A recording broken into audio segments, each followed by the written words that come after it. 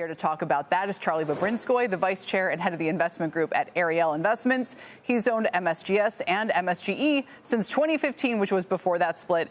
And Charlie, you're a Chicago guy. We should point out this is not, you're not sitting there as a, as a New Yorker rooting for, so I find that amusing. But anyway, it's great to have you back, and what a night. Thanks.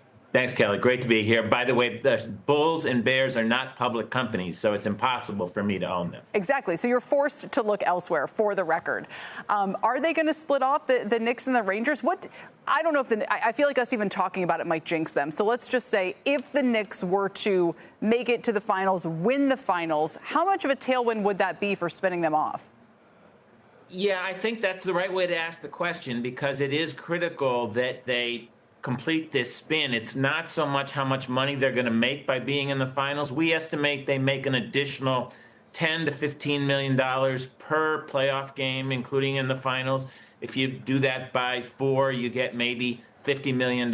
We think this is worth $9 billion. So it's not so much the extra money you make by being in the finals. It's, and this is the theory, that there's been a lot of pressure put on Jim Dolan for his ownership. He didn't want to sell when they weren't doing well. This would be the perfect time to sell after winning the championship. He can focus on what he loves, which is music and the Sphere. Owning the stadium is a great business.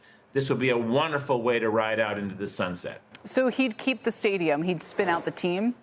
That's the idea. He's going to split the Rangers and the Knicks into 2 different companies and then hopefully sell one of the 2. Right now, the stock is selling for about 60% of Forbes magazine's valuations of the 2 teams.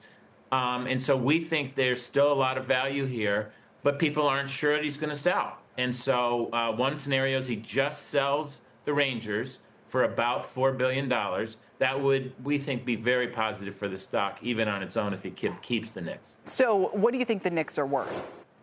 Yeah, the Forbes valuation is around $9 billion. That's third highest behind the Warriors and the Lakers.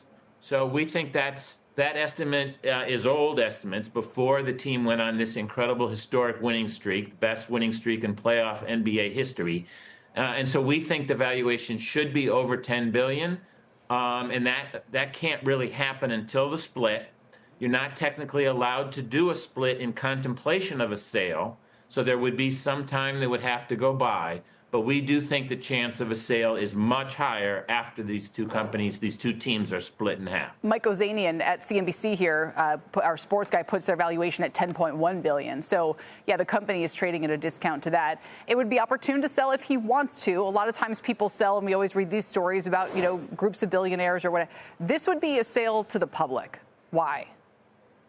Well, it would be, it's already public, so technically we own our share of the Knicks and Rangers. Right now they're owned together. They're going to split into 2 public companies, and the beauty is if you sell one of the 2, there's no corporate tax. If you sell the whole company, then individual owners just pay their share. You don't have the double taxation of selling if they're one of the 2 if they're together.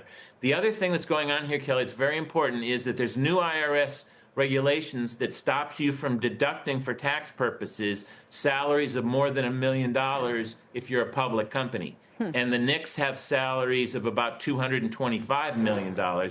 So those rules don't apply if they're a private company. So by going private, if selling to a group of tech billionaires, would reduce the tax bill by something like $40 million a year.